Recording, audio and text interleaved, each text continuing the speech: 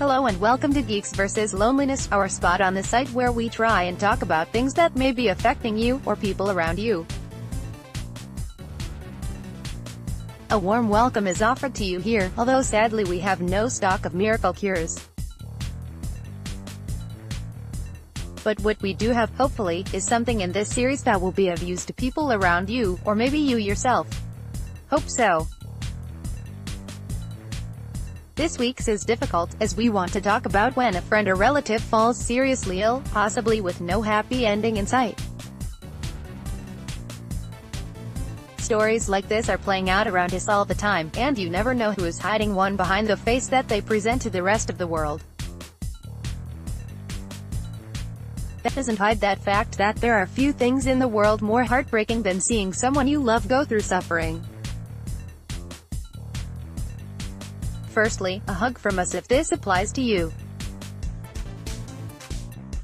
A huge hug. Secondly, another one. Thirdly, just a few things that have been useful to us over the years in this situation.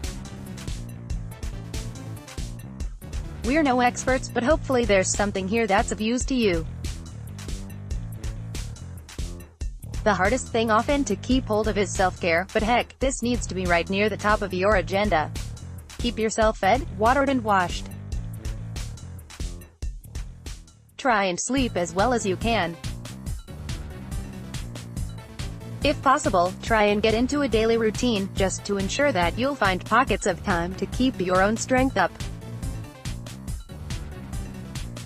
It's no coincidence that on a flight, you're always told to secure your own oxygen mask first before anyone else's. As selfish as it may feel, there's truth to that. You need your own strength, and chances are people around you need it too. Next, crying. Because what you're going through is tough, and as much as you may try and act otherwise, you're a human being. There's no weakness in crying. Making time at least for a good, proper, ugly, guttural cry every day is no bad thing to do. Talking to people, that's on the list too. Friends and relatives, talk to them. Don't hide your feelings, and try not to let them hide theirs. A difficult situation is rarely made easier by bottling things up. Talking, too, to medical staff. Try to base as much of day-to-day on hard facts if you can. Everyone is different there, certainly, but often, facts tend to work a lot better than a brain filling in the blanks. Avoiding Dr. Google comes highly recommended on the list too. Finally, and Lord, this is one of the hardest things of all to wrap our head around, so we can't promise this is easy for you either. But things go on. Even if the worst happens, the sun still rises. It may feel bleak, it may feel like there's nothing but darkness ahead of you. Please talk. Because as brutal as life can be sometimes, it does go on. Things, as much as they may feel otherwise, are surmountable.